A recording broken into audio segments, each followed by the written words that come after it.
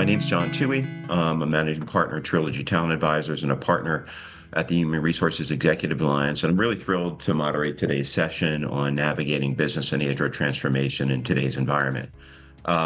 Just a little bit about HREA for those of you who may be joining us for the first time. The Human Resources Executive Alliance brings together senior human resources leaders from the greater Philadelphia area to share insights, tackle common challenges, and learn from each other's experiences. This is a community that's built on the belief that HR leadership is stronger than when we learn together. And really, the most valuable insights that we have often come not from consultants or academics, but from peers who are really navigating the same complex business realities as we all face every day. So if you want to find out more about HREA and our membership requirements, you can visit the HREA website at hrexecutivealliance.com. But, getting to today's program, HR really has never been more central to business success or more challenged to prove its strategic value than today. We're navigating, at the front line, still persistent talent shortages, rapid technology change with AI, evolving expectations within the workforce, and business models that have worked for decades are being disrupted in real time. And at the same time, we're being asked to do more with data, be more strategic, drive transformation, and to prepare our organizations for a future that seems to shift, if not every quarter, certainly at a rapid pace. So the question really isn't whether HR needs to be a strategic partner. I think we've moved past that debate. The question is really how. How do we leverage technology and analytics to drive business decisions? How do we lead the organizational transformation while keeping the current operation running? And how do we build a resilient, future-ready organization when the future feels increasingly uncertain? So these really aren't theoretical questions. They require real answers from leaders who are doing the work. And that leads me to today's panelists. We're really fortunate to have two exceptional HR leaders with us today from two of Philadelphia's anchor institutions. Let me take them one by one. Sandy Lau is SVP of HR for Technology and Service Solutions at Comcast, where she spent over 17 years, really progressing through increasingly strategic roles. In Sandy's current role, it's fairly unique in that she bridges kind of HR leadership with technology and service delivery, which really puts her at the center of how Comcast is using technology, not just to make HR more efficient, but to enable transformation. Alex Jorgensen is SVP and CHRO at Independence Blue Cross, a role she stepped into just over a year ago and probably feels like 10 years in the job at this point. But Alex brings a wealth of experience from across the healthcare landscape. She spent 2 years as VP of Talent Acquisition at Penn Medicine during some of the most challenging hiring conditions we've ever seen in her industry. And before that, served as CHRO at Penn Medicine Lancaster General for 7 years, where her portfolio really expanded to include patient experience, value management, and organizational effectiveness. And really happy to have both of them here because they're really at the center of a lot of the changes that are going on in their organizations today. But just a little bit of ground rules. Today's conversation is designed to be interactive and practical. We'll hear real stories from Alex and Sandy, but we want you to share as well. So we're going to leave substantial time for your questions, but we are an informal group. So if you have any questions off the bat that you would like to ask any one of us, if you could use the Q&A function in the bottom panel, or at least the bottom panel on my screen, or if you want to raise your hand, we'll either read out your question or we will call on you and unmute you. Because we did have a large group of interest in today's session, we are in more of a webinar format, but we will unmute you for questions. So, with that in mind, just love to start maybe, Alex, with you.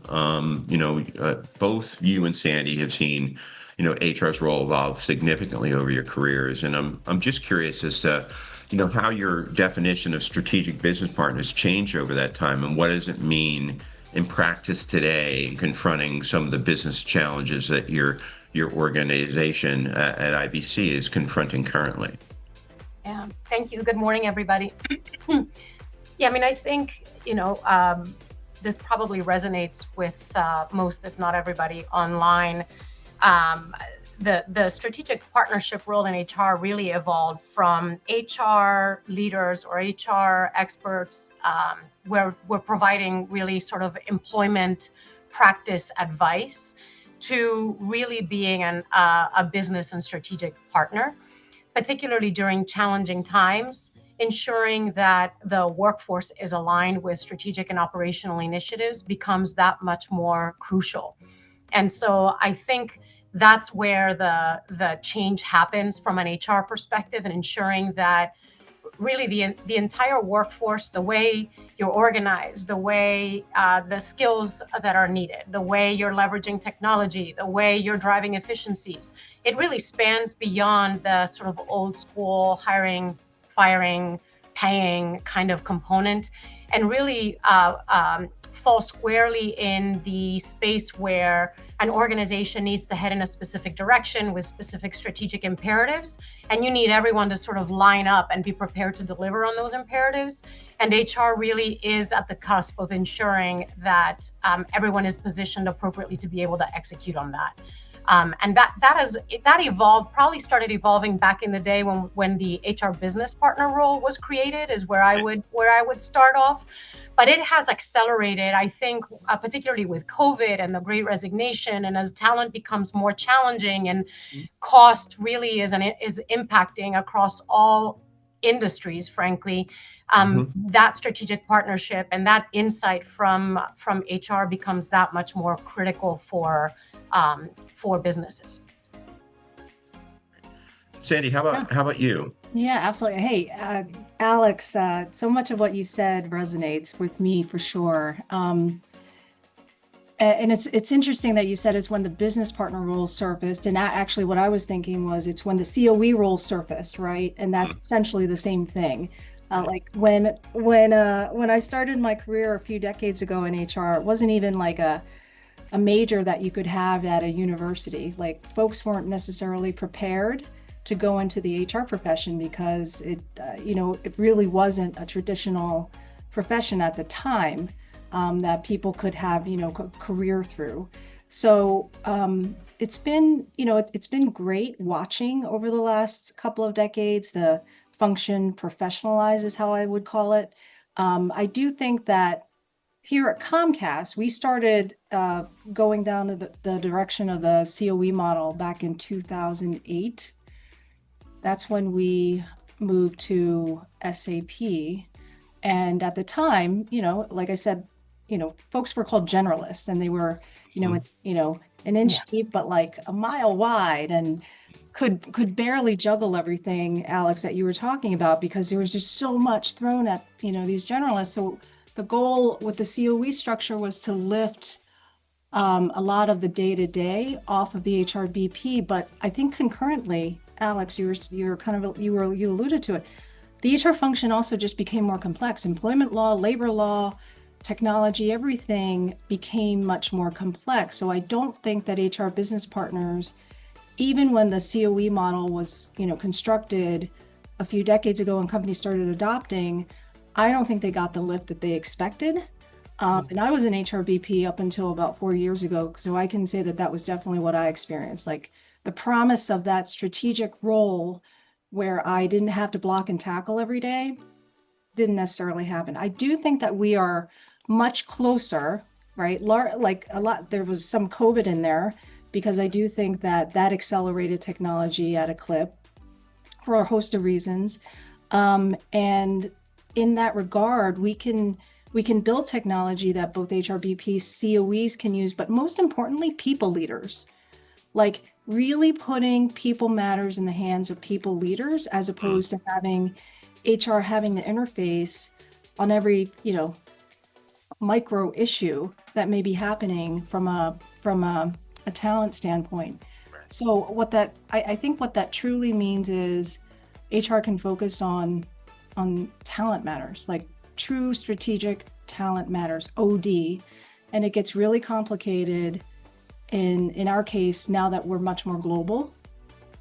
And then in addition to that, I know that this is high on I'm sure a lot of people's minds, but it's how do we really prepare our companies for both leading people, but also leading people who will have to resource with agents. So it's human resourcing and then also agentic resourcing that we need to focus on. And that is how I think that strategic partner definition has to change. John, can I add one component that I think also has stood out for me as I'm listening to Sandy talk? A lot of what I think about as well is culture.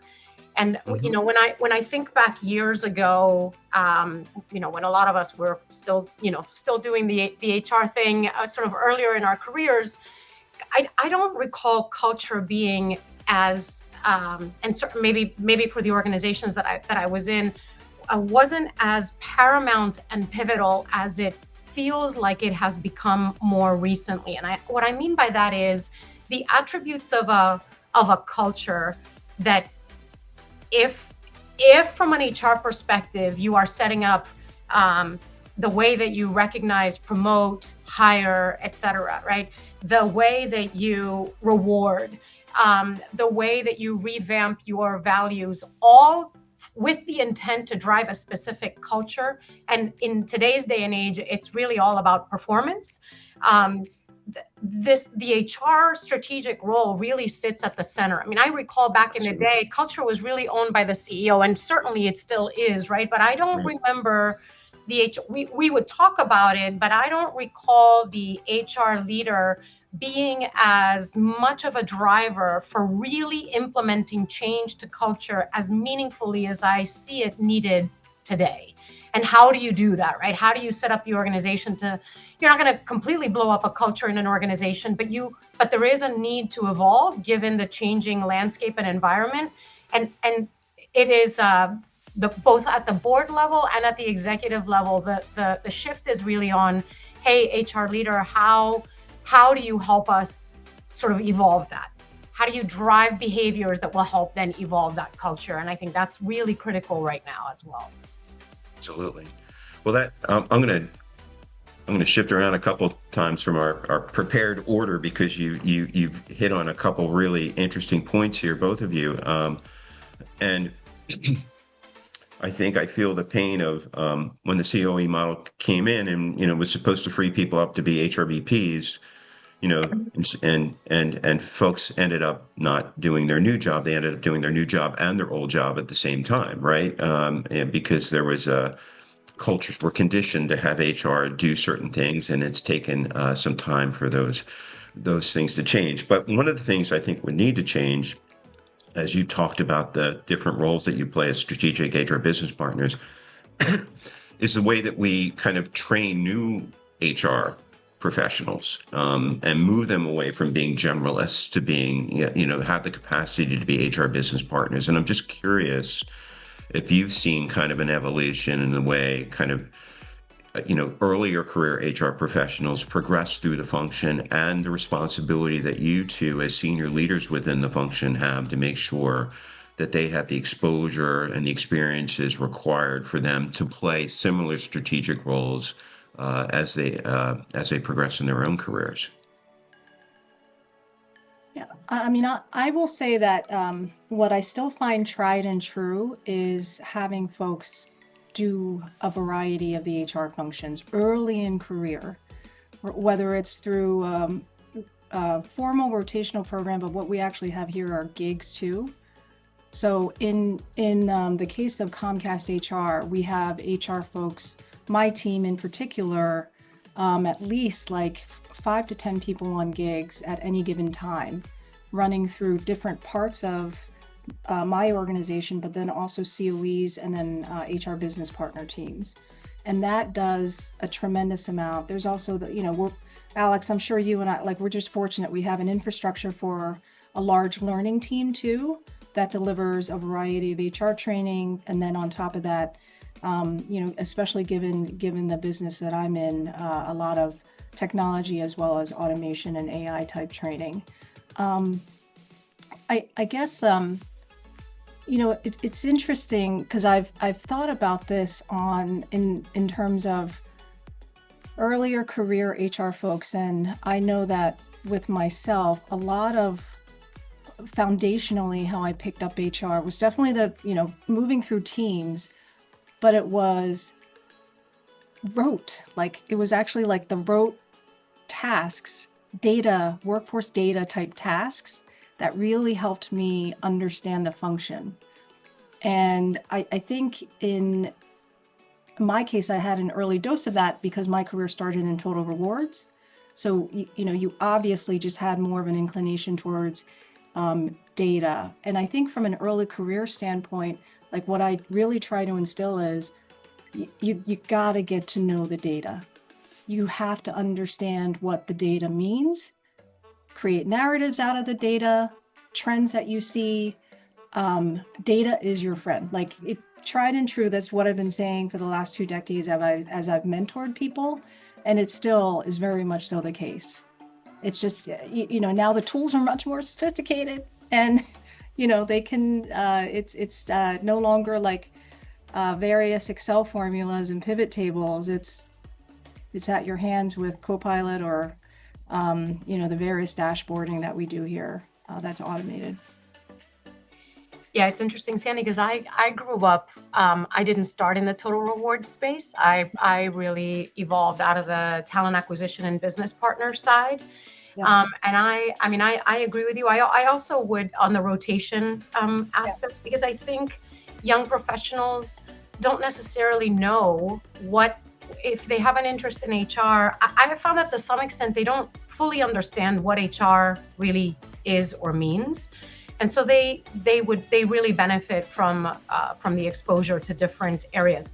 I will tell you, I find that if someone comes out of school and has an interest on the compensation or benefit side, that tends to be more clear. It's other young professionals who are not sort of inclined in a much more analytical sort of approach to HR, or are not maybe as numbers driven, that tend to sort of gravitate towards the total reward side, where they are unsure as to where they really want to land in HR. So they tend to come out of school with some good basic technical training. But I find that, as you know, we just got done having a conversation around a strategic partnership. It really comes down to critical thinking. It comes down to it's a little bit of the other skills that perhaps they're not learning in school that I find are most important to expose young professionals to.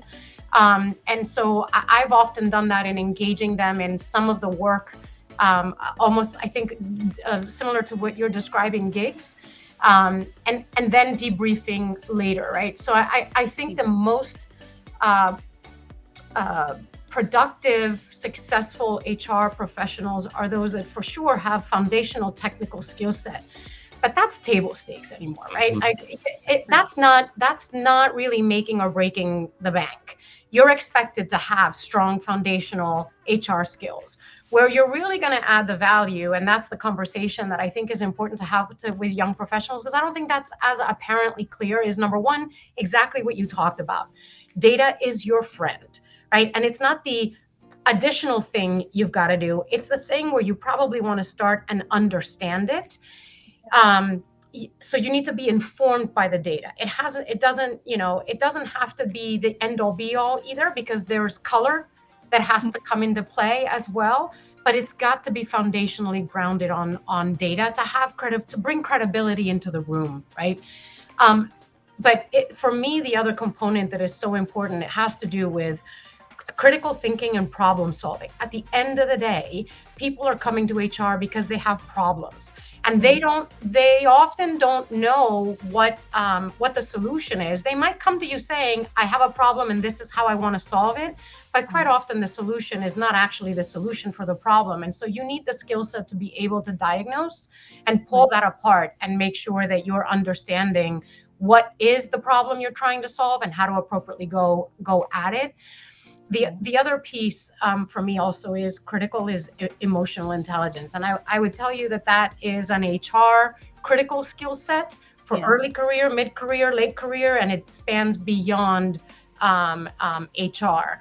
But without that, no amount of technical competency is going to enable you to be successful in the room and establish that credibility. The last piece of it that I think is really, really important for an HR professional is the ability to build relationships and establish trust quickly. And how do you go about doing that? So, I'm sort of putting the technical competency aside because I feel like that's a given. You're rotating, you're doing it through education, you're doing it through your development team as well. But then there's the soft skill stuff that almost will sort of take you right over that cliff and make you stand out, or kind of just coast along the way. Yeah, I can't agree more, Alex. I agree with you completely. The way I think of it is that HR business partners have to have just extraordinarily tough discussions and make their people leaders and teammates do things they don't want to do, which is in a lot of cases make two people who don't want to communicate with one another, right? So that, you've got to be really influential. And back to the EIQ, you have to be able to read the tea leaves and, moderate your communication style and how you go about influencing somebody who's reluctant to do something, but ultimately get them to that end result that you're aiming for. I agree completely. And what's interesting though, early career, I'm curious, Alex, on your part, how do you go about assessing? So you just talked about people coming right out of school, and some of the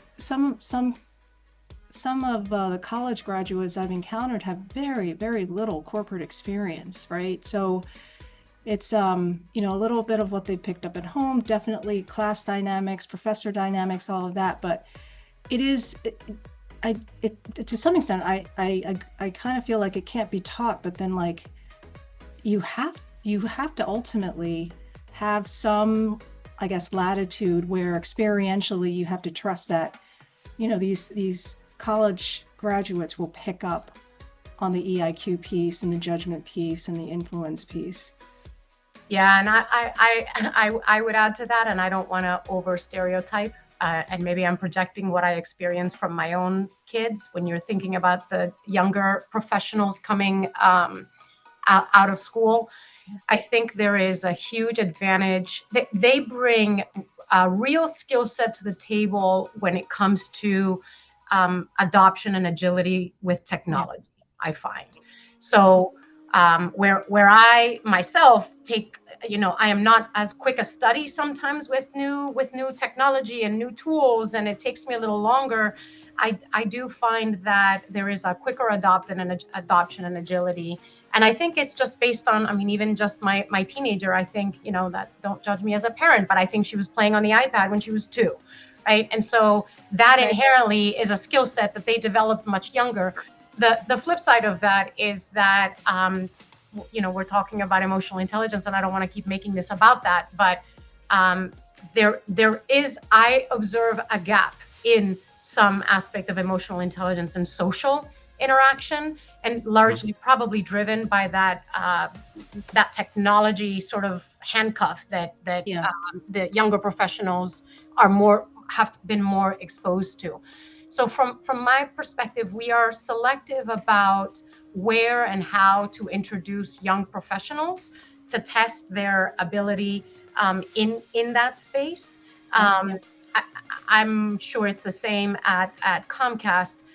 I would not hire a young professional into a business partner role. Number one, they don't have the experience. We require way more experience than that. But I would hire a young professional working as a support to a business partner, right? Or as a support on the talent acquisition. I'm more inclined to put them on that space to see how they interact and position them in a way that they can help think through talent challenges. Also on the talent development side, right? If we have to develop a competency, how do you assess that competency? Work with us.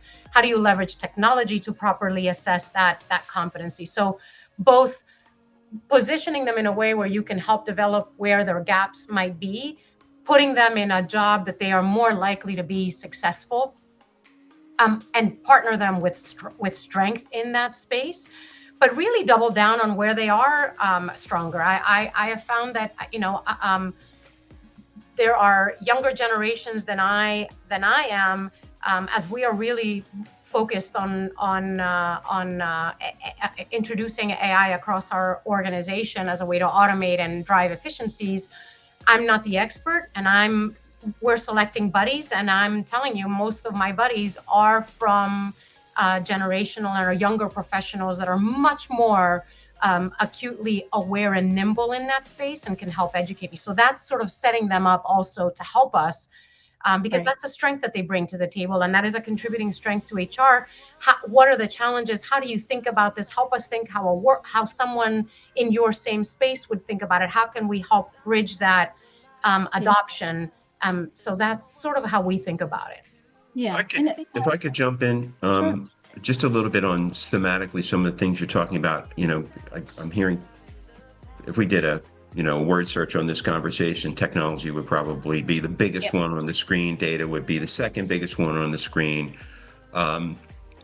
Just curious, Sandy, let me start with you, because a lot of what you do is so tech enabled, and I'm just curious as to how Comcast is leveraging technology today from an HR standpoint, not just for efficiency, but as a way to enable the business. And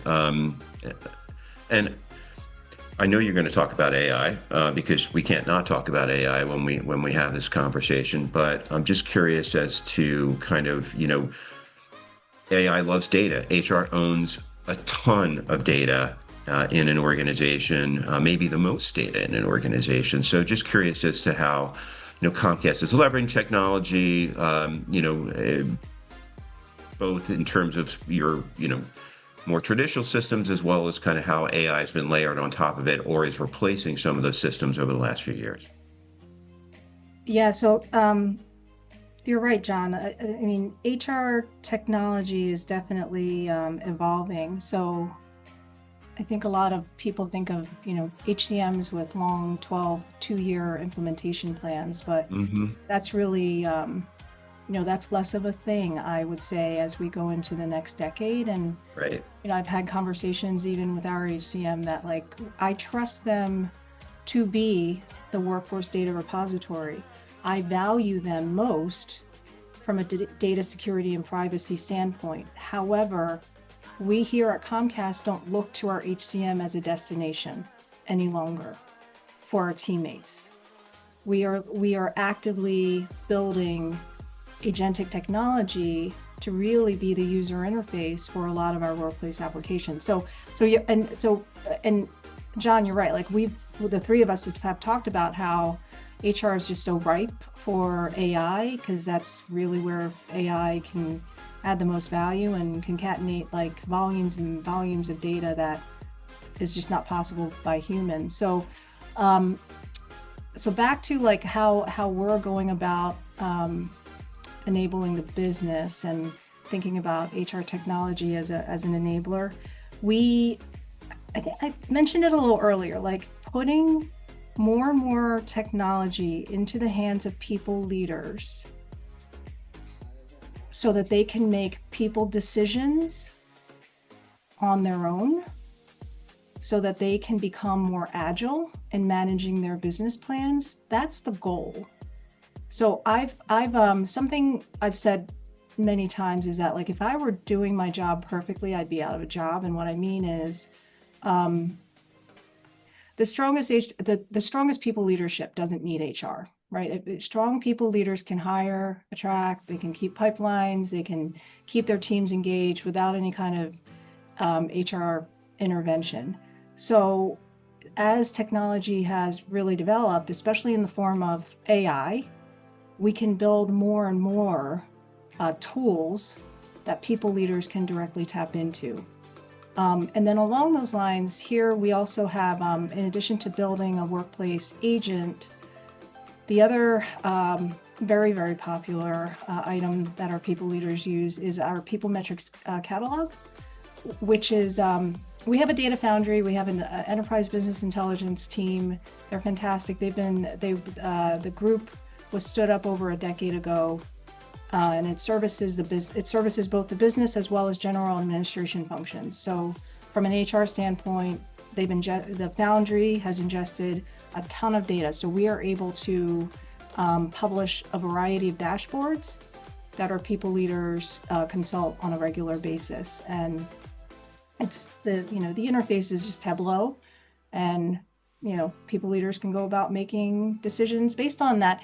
And what's really great, not even just the fact that there's one central data source. The other piece, and Alex, I'm sure you've encountered this, we actually measure people metrics the same way across the company now, right? Like before the Foundry, it was, I don't know, like how are you looking at incidence rates? How are you looking at turnover rates, right? Everybody was doing their own version of the calculation, which meant that there was no apples to apples. And now we're at the point where, there is consistency, thank goodness.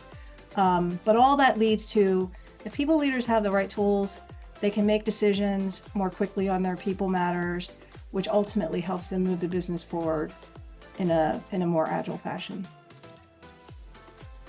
Yeah, I'm excited about this topic for a number of reasons, and I'm actually gonna connect the first question to this question, John, the strategic piece, because Absolutely.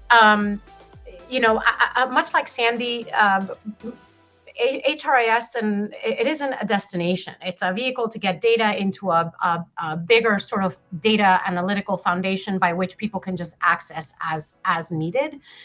But for us, really the big push has been AI. We use Copilot at Independence, and so when you're asking about technology, and this is evolving for us, but I thought this would be helpful for others, because it's exciting to me, and others may find themselves in the same place. So when you're thinking about strategic partnership and sort of problem solving in our engagement data, we had this when I was at Penn. This was pervasive as well. Workload, burnout, asking people to do more with less, that is consistently something that we've been hearing now for a few years, and probably will continue to hear. But people are tired, and you hear a lot around so now we've got this new strategic plan, and now we got to maybe go into another market, and now you're asking me to take out more, and oh, by the way, hey, we just did a voluntary separation. We have hundreds of people walking out the door. We were already tired before. How are you expecting us to do more, right? It's all of those thematic themes that I'm sure many can relate. And so in the spirit of, how do you sit in the middle and help drive that improvement and leveraging technology for the workforce? At the same time as all of that is going on, I understand that we are really looking to drive utilization of AI. And we also know that AI is scary for people, because there's a concern around to what extent is that going to take over. There's the extremist that says it's going to take over all of our jobs. And the reality is that when the calculator came out, it didn't take out every job for everyone that was working with numbers either, right? And when computers came out, it didn't do the same either. And so HR's role, I felt had a real opportunity to sort of come into the middle of that. Okay, so we've got to roll out AI, and we've got a lot of noise around workload and burnout. The two are actually, how do you get people off of the I'm scared of the AI piece and leverage that and really double down on how that technology can help with the problem that you continue to tell us that you have related to workload and burnout. And so really focusing on introducing AI as a way to fix and as a way to respond to the engagement feedback from the workforce. And so identifying with data, where are all of the places where the workload seems to have monumentally increased more? Where do we have the biggest opportunity from the data, from the engagement survey? And how do you start piloting there and start developing stories? Introducing it in a way to create something as simple as when you're goal setting. How do you create a goal? People always struggle with creating a goal with measures of performance that are cascaded, that are aligned. How do you use Copilot for that? And you see it as a resource. leveraging to when you're creating a presentation, how do you use Copilot to do that? How do you take huge articles, use Copilot to summarize, to then present something that could have taken you 2 weeks, that we can do a webinar that within 45 minutes, you just streamline that work, right? How do you leverage current technology to automate the thing that is taking you hours because you're hitting your process is inefficient? How do you leverage AI to identify opportunities with the process and make your workload more streamlined, easier, less burdensome? And so having the opportunity from an HR standpoint to sort of bring those two together and watch the organization start adopting, because they're realizing that inherently you've just given them a tool to solve the problem they were struggling with, and you also are rolling out the tool that you needed to roll out without making it be a threatening thing for them, is a real opportunity that I think most of us could really sort of latch onto and make a pretty significant impact. Yeah, Alex, I the same approach here at Comcast, and I think a lot of, I think we would have been a little earlier out the gate, but our Copilot deployment was held up a bit from a review standpoint in terms of transcription and recording and all that stuff. But yes, once Copilot was released enterprise-wide, we definitely have been hitting that home, which is use it. It really can be used to your advantage. And it's like the most, for those who are like concerned about AI and threatened by AI, I usually respond in two ways. One is, like, if you think about the evolution of technology, this is like probably the most democratized form. Like, everybody can prompt. It's natural language. Right. It's not like, it's not like I'm asking you to go into a server room and do something with wires and, and not burn down the server room, right? Like, Right. That's not what I'm asking for. And by the way, Sandy, if you can't prompt, you can ask Copilot to tell you how to prompt for the thing that you're trying to solve for. Exactly. And then the other thing that does seem to hit home is, when AI is fantastic with data. So, just throw as much as you can into the LLM, and it will do all sorts of predictions. It will give you options, but ultimately, the highest value of work that a human can do vis-a-vis AI is there's the judgment piece, there's the decision-making piece. So as AI progresses, that means that that means that there are going to be more and more decisions that are going to have to be made, because there's more and more data that's going to be synthesized by all of these various LLMs that we're building, right? So the human is always going to be necessary from that judgment decision-making standpoint. So and the other piece related to that is, like, I know that, all of us are familiar with the major LLMs. Companies are all buying the same LLMs, right? So it's all going to be one, like, answer, right, to a lot of different things, because we're all buying the same LLMs. And what's going to distinguish us and make us more competitive, it is that human who's making the right decisions based on, the same LLMs that everybody's buying. Yeah. So I can interject just for a second on that, Sandy, and maybe a different spin on it, because I think you in HR, people in HR, are the ghost in the machine in a lot of this stuff. Because when you say things like, the dashboards that people leaders have responsibility for or access to, the moving people decisions to people leaders, how do you ensure that they're using it in an ethical and a fair way? Because they're, and I'm thinking back to, like, when multi-factor assessments started to become popular, I had clients who would just fixate on one aspect of it and use that inappropriately to make people decisions. And I'm just curious as how we as HR leaders, as human capital leaders, make sure that there, you know, we're looking at the unintended consequences. We're looking at kind of how do we do this in an ethical and fair way for our entire workforce. Do either of you have a comment on HR's role to play in that part of the AI equation? Yeah, I mean, responsible AI is a huge, component or consideration, or I would consideration is not even a strong enough word. It's foundational to any of the tools, and whether it's a data tool dashboard or an official chat or agent that is people leader interfacing.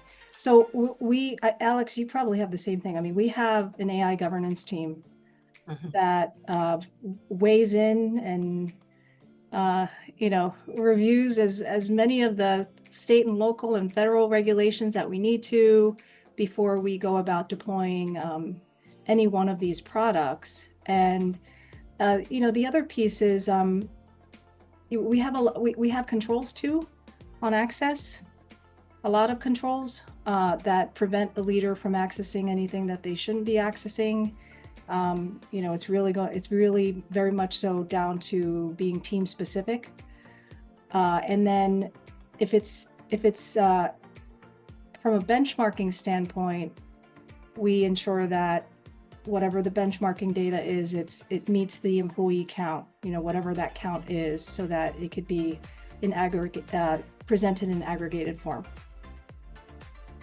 I would add policies. There are clear policies around expectations. And the last one I would also say is, at the end of the day, people are still evaluated on their own performance and their own contributions. So if you are delivering a product that you have not, as Sandy said earlier, at the end of the day, Sandy, keep me honest, I think LLMs can, is it hallucinate? Or am I using the right term? Right? So it's not foolproof, right? And so we are really clear around that. And so ultimately, you're still held accountable for your own performance and your own output. And so if you're not doing your due diligence to ensure that you're reviewing the information, that you're validating the information, that you're checking it against your own insight, your own knowledge, your own access to data, to make sure that it's not hallucinating or it's not creating a bias that you may have inadvertently created, right? Ultimately, you're still held accountable. And I think that message is really important because that came up as well for us as we've been thinking about introducing the technology. Great point. Totally agree. So, both your industries are going through a lot of disruption right now.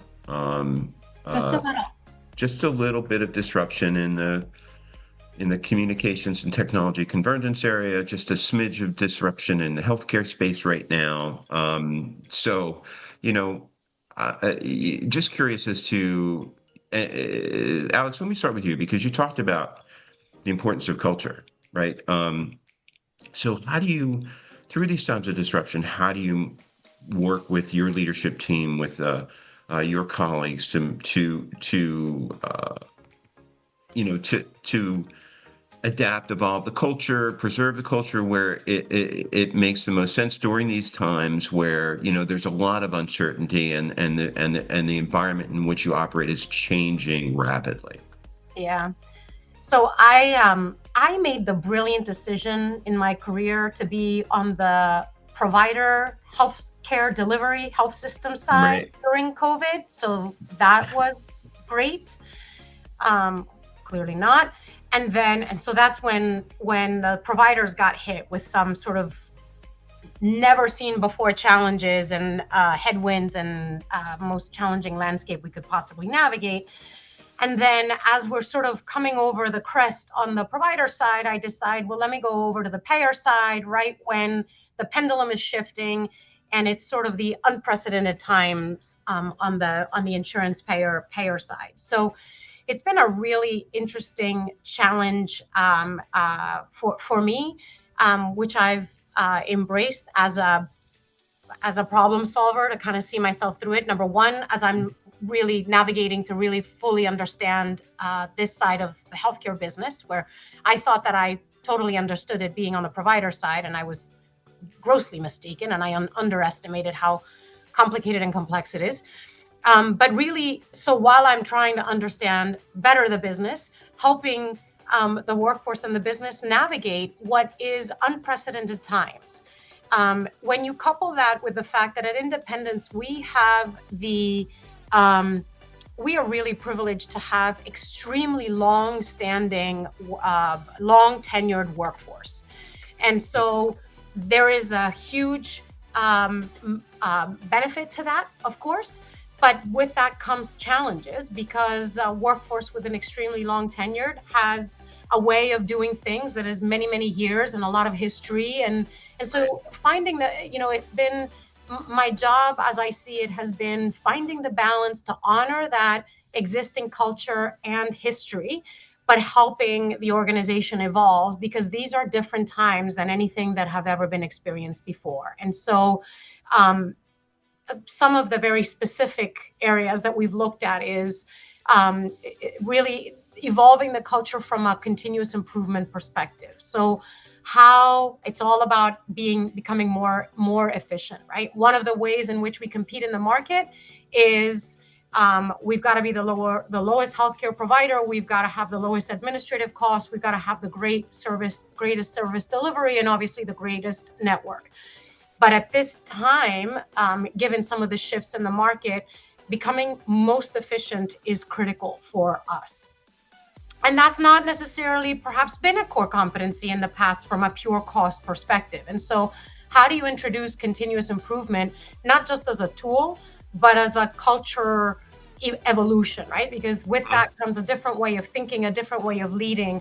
And so that is one aspect of how do you deploy it, where do you deploy it, how do you create stories that you evolve throughout the organization to create the energy as a way to, again, this is a solution to help solve the problem that you either realize that you have and don't know how to solve, or didn't even realize that you have. But let me tell you, here's a solution, and it's going to make your life that much better. So that's one way. Our values are great values. Much like any other organization, values are like motherhood and apple pie. You're going to have a really hard time arguing that any one of them is not the right value to have. But when you're trying to understand where you are really trying to get at, this is a great opportunity to evolve or reframe your values so that it is driving specific behaviors that are trying to get you where you need to go. And the third component, I think, that can drive, I would say two more that are helping drive the culture in a time of crazy transformation, is what are the competencies and capabilities that historically exist, and what are the new competencies and capabilities that are required? And how do you shift your sourcing strategy, your talent development strategy to really zero in on critical competencies that are most important right now, that perhaps were not as critical a year ago? And how do you continue to have conversations around that? And how do you reward those specific competencies? And so reward is really that last piece that I would say is really critical. When you're rewarding the accountability for the behaviors and the competencies that you are seeking to drive to make sure that you're moving the organization, inevitably that starts shifting culture around. And for us, it's a lot. I mean, there's always been accountability as part of our culture, but how do you ratchet that up? How do you administrative cost mindedness, efficiencies, those kinds of focus, the leaning on data, technology, and AI, how do you shift that as a competency and reward for it? That starts really evolving your culture and the way things are done, which is really the definition of culture for an organization. So that's where I've been spending a lot of time. Thank you, Alex. Sandy, my guess is a lot of that sounds familiar to you as well. Just curious, is there a particular span at Comcast that might add to that? No, Alex, I agree. I mean, coming out of COVID, the social economic, circumstances that we're currently under, the political environment, I think all of that is also like kind of the fuel or the instigating the need to really, really double click on culture and, really, really declare what the company stands for, what our leaders stand for. And I know we started the call talking a little bit about generations, but I also think that earlier career folks expect that, right? More and more. Let's be much transparent. So like a lot of what you're saying resonates, and we are doing a lot of work on it, and we're in the thick of that transformation right now. And, we had a pretty big announcement this morning. So a lot of that is coming to fruition. And, I think we'll start the new year with, a little bit of a pivot once again. But it's important and it's necessary. You kind of can't not say things anymore. Yeah, I was going to say at the beginning yesterday, Sandy, I was going to say Alex is dealing with the CEO transition. Now you're dealing with the CEO transition as well. There was an announcement that Steve Crony will be the new CEO of Comcast Connectivity and Platforms, I think officially starting on January 1st. So, So through those types of changes, both in terms of, what people are hearing in the business environment, I remember, having a conversation with Steve last year about, we've had a great track record of success. We're going to have a great future, but we're in this middle ground right now. Perhaps it's not quite as compelling as what we have been traditionally. I'm just curious, and I'll get Alex. I'll ask you the same question. During these times of change, and where how do you keep employees engaged? I'm just curious about the engagement side of the house, where you help folks through this kind of middle ground to a future that is really bright and truly bright, but may not feel that way on a rainy Thursday morning in October in 2025. Yeah, that's I do have to. Fundamentally, Comcast has very strong people leadership, and 60 years of success largely because of that. Transparency is key, right? I do think that our people leaders are very engaged, very in touch with their direct teammates, and that goes a long way. It's very, very important for all of us, from the all the way from corporate to the regions, to make sure that news and information is flowing appropriately. I do also think, or I know, that the recent announcement that we made back in September, which is we are retiring the divisions effective the beginning of the year, that in and of itself is our means to basically, that eliminates one layer, and that will help the communication flow, which will ultimately enable, that transparency that will make sure that our employees continue to be very engaged, even in the middle period. Yeah, Sandy, I completely agree. I mean, I would say that in times like this, you got to double, triple, quadruple down on communication, appropriately transparent communication.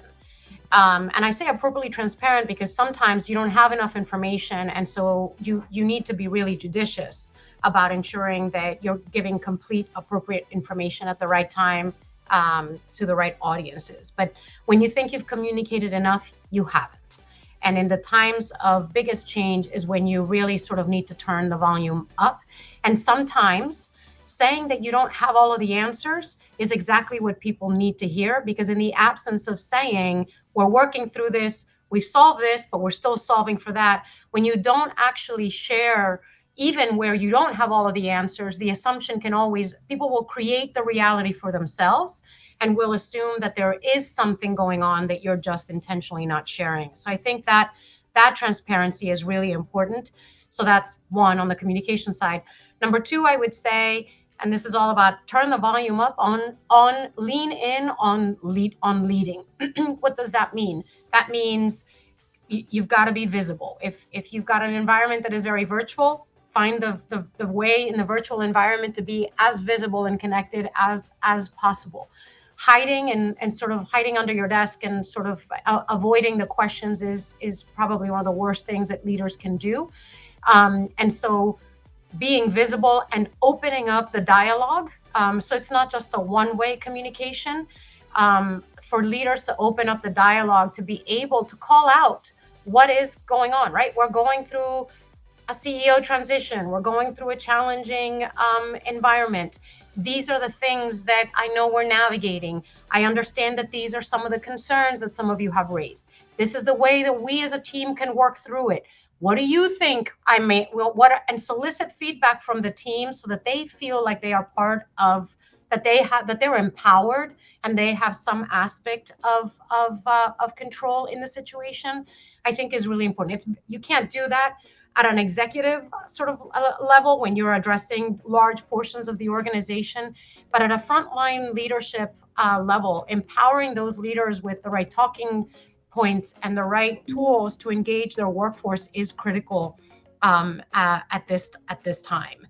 And then the last thing that I would say is, as you said, John, at the end of the day, almost if not all industries and all businesses have some sort of cyclical or sort of roller coastery aspect of it, right? And so we all hit a low at some point. Feels like these days everyone's in the same low together, which, maybe that's a great thing. We can all problem solve together.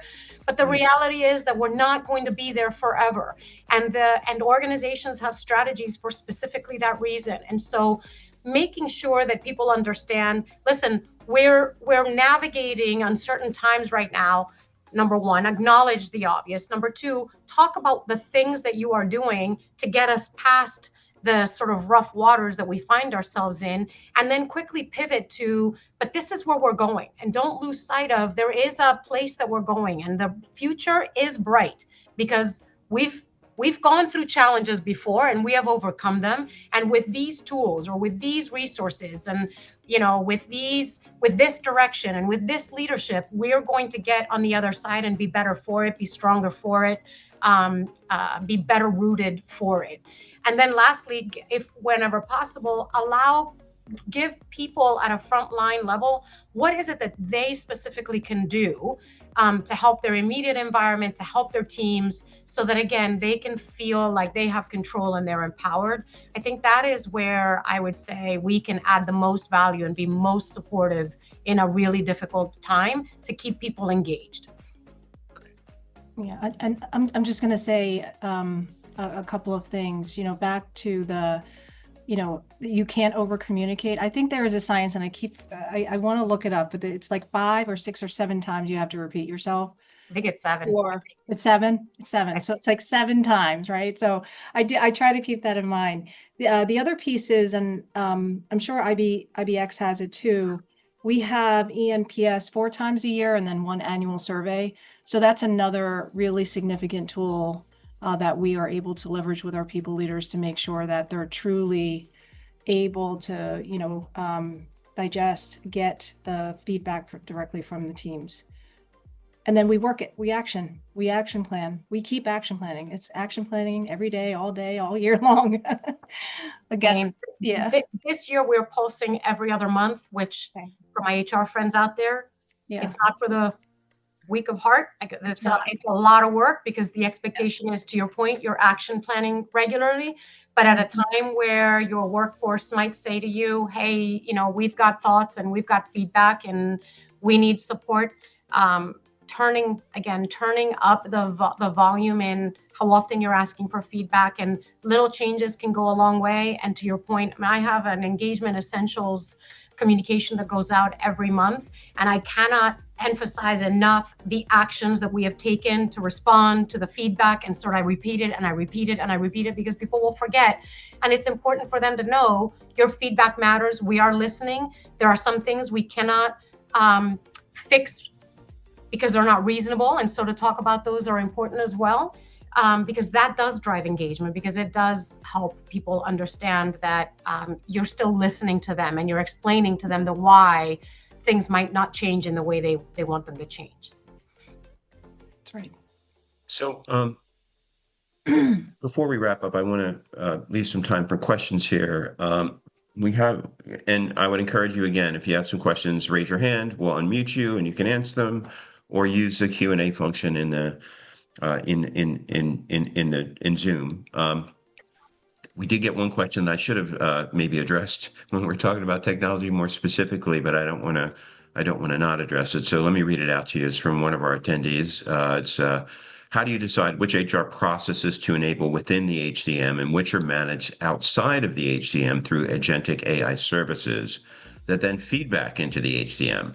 So what considerations drive your prioritization in that area? Sandy, do you have an Sure. opinion on that? Yeah, I do. So with our beta, we prioritize by looking at the highest volume transactional work that people leaders and individual contributors do within our HCM. And then we have since we've done a lot of user testing, but we've gone to our employee contact center, and they've also done a lot of work in terms of informing what the roadmap should be from a agent standpoint and what transactions wind up surfacing in this agent. It continues to evolve is what I'll say, right? Like, and that's the beauty of AI, which is you can iterate, and it's not it's quite agile. It's not difficult to add a transaction or two. And our expectation is that between our HCM, our financial system, so AP, our text ticketing system, IT ticketing system, all of that, like we're literally going to be adding new features every week for this agent. Yeah, we're not, what I'm going to describe is not something that we have active, but it is something that I've been in conversations and contemplating in case this is helpful. I continue to look at opportunities for the way that agentic AI can help be an additive. And so again, at a time where we're evolving our competencies for leaders and everyone is looking for development, how do we leverage the data in our HCM and starting maybe at a leadership level and create AI coaches for anyone who wants it, feeding it the data from the HCM, asking the coach to go solicit externally, right, and pull best practices externally, and create almost an assistant, right, and I'm going to probably try to pilot it with myself and a couple other people first. But that just sharing an idea that I've would like to explore in marrying sort of where the data in the HCM, which is not as complete from a talent management, I'm sure many share, right, on all the skills and capabilities, but allowing that AI coach to also feed the HCM, the information as a result of the coaching engagement, and then eventually have AI help more readily with talent management, succession, workforce readiness. If we can deploy enough of that across the organization, then AI will do a lot of that very manual, heavy lifting work for us that today takes a lot of time. Yeah. Alex, we've actually looked into that a lot, and like I guess it's a few angles, right? It's the career coaching for teammates, but then it's also making sure that people leaders are managing talent appropriately. I guess on the former, where we're headed is we really need to solidify the skills piece, which is we say that we're a skills-based culture. We actually have the tools within our HCM where skills are driving the learning platform as well as recruiting and TA. But the data still is not perfect. Right. And so we are engaging skills intelligence platforms to help us make our imperfect data a little more perfect before we go about like doubling down on a career coaching agent. But it's fascinating. I mean, there's just tons of potential. We just need to get the data right. Any other questions from the audience? Please raise your hand if you have one, or type it into the box.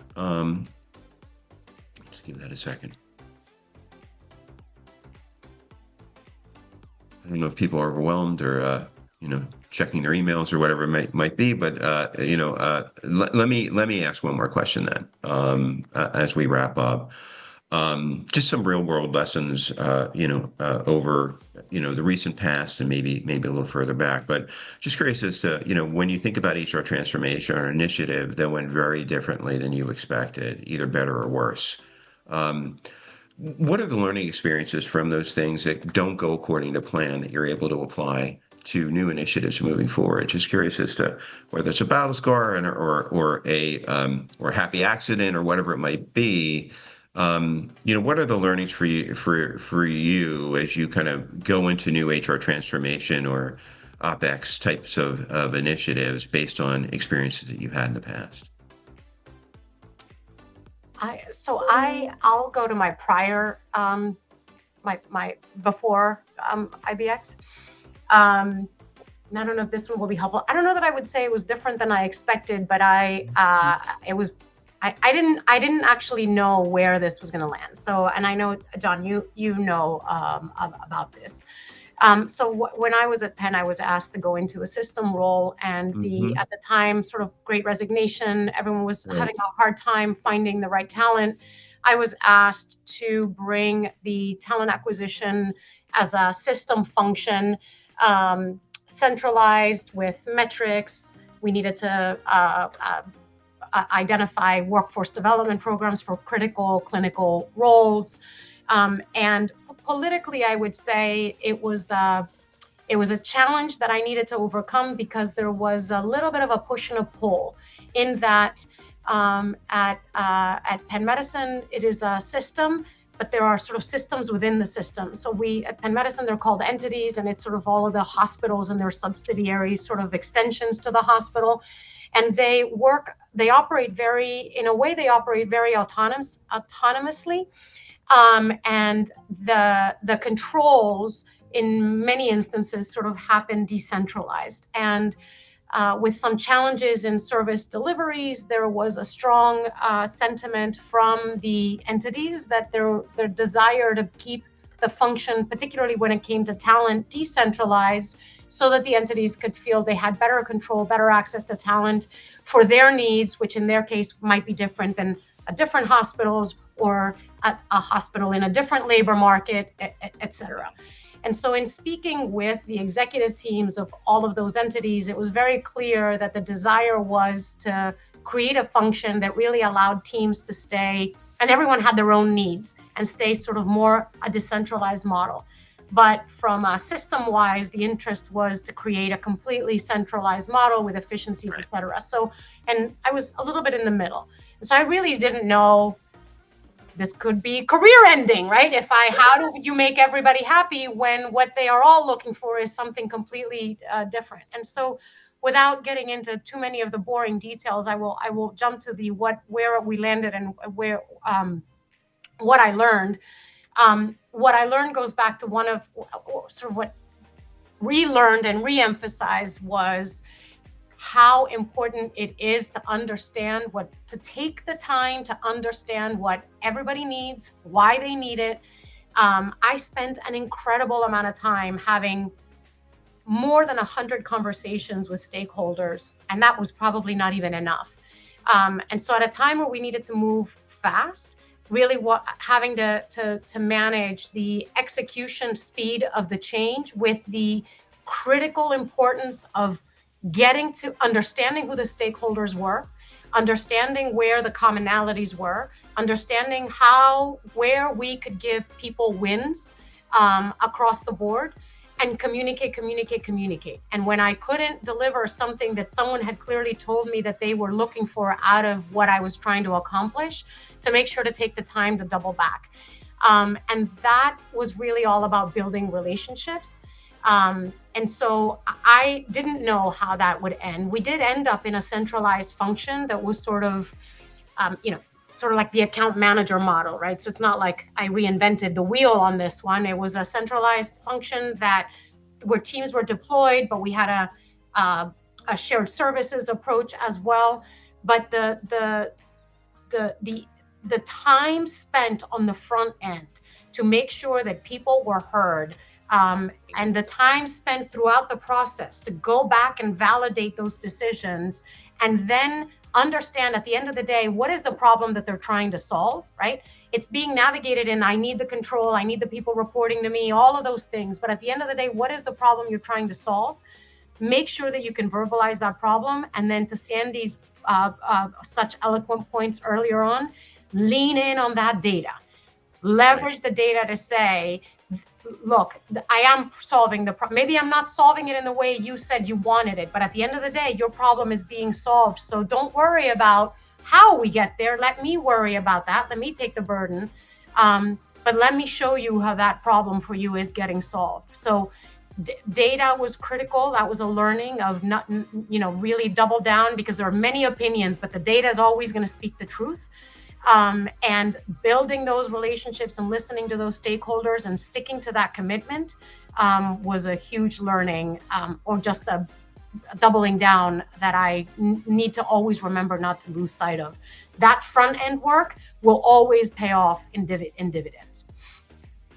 Thank you. Sandy, anything you want to add? No, 1,000%.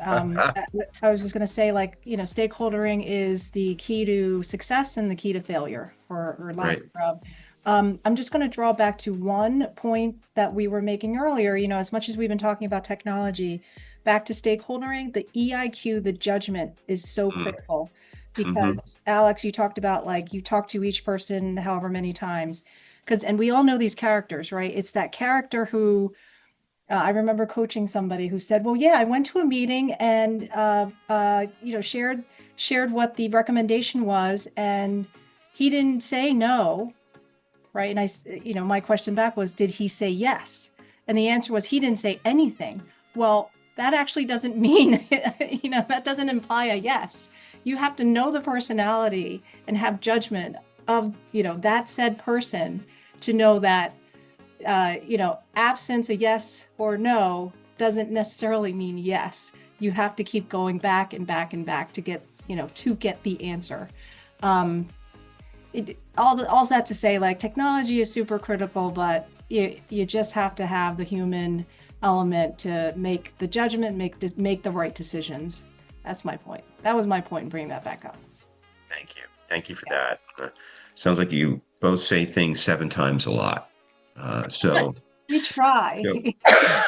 So we really truly appreciate your participation today.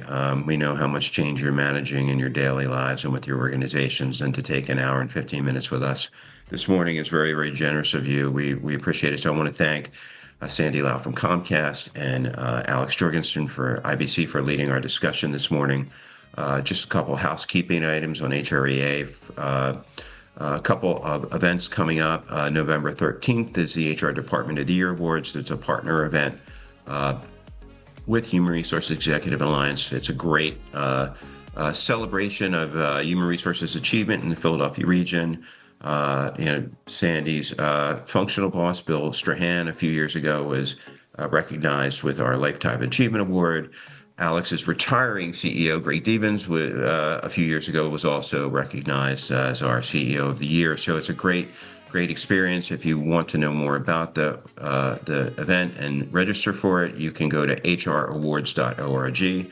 And then we do have a holiday party coming up for HRA in December, so look out for some more information on that, as well as the program calendar that we're putting together for 2026. So again, on behalf of the partners for the Human Resource Executive Alliance, and those would be Scott Rosen, David Panett, Malcolm Ingram, and John Ford, and myself, we do appreciate your continued participation, and we really, truly thank Sandy and Alex for their invaluable insights today. So with that, I'll let everybody go on to the Thursday, and thanks again for attending.